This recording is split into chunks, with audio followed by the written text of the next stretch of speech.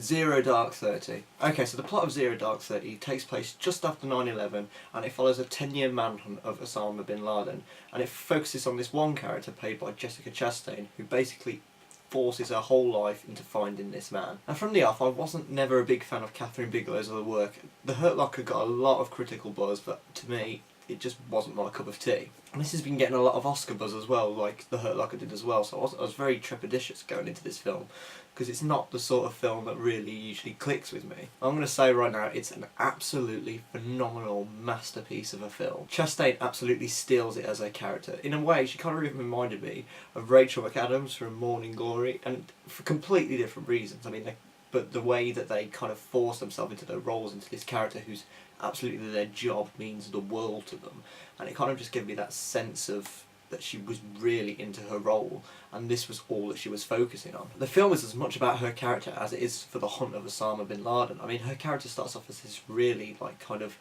laid back, not really involved in the hunt that much, because she's kind of thrust into this new world of interrogations and stuff, so she's not really comfortable with it. As the film goes on, she just gets more stronger and stronger as an independent woman, and it actually is quite liberating to see. I mean, the script and the pacing is basically pitch perfect, so the first 2 hours is just essentially build up to the actual assault on where they think Osama bin Laden's hiding, and those 2 hours are just as exciting as the final movement.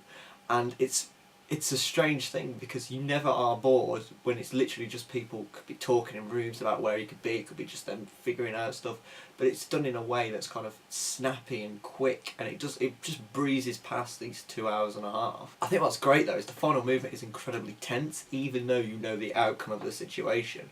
You feel like you're there with the Marines, and because the other main characters that have been throughout the first 2 hours aren't present really in the last movement.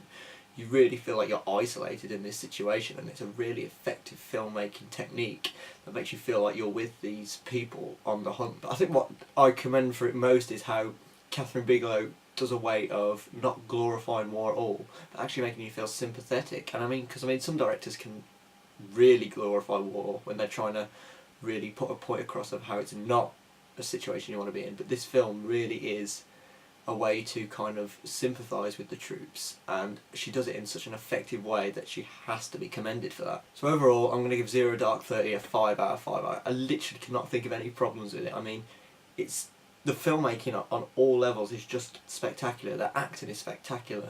I didn't even mention Mark Strong. Mark Strong is great in what little time he has in this film. Every character is great in their roles.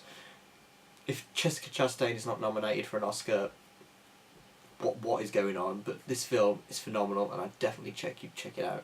And as usual, if you like this review, you can click subscribe and you can see more.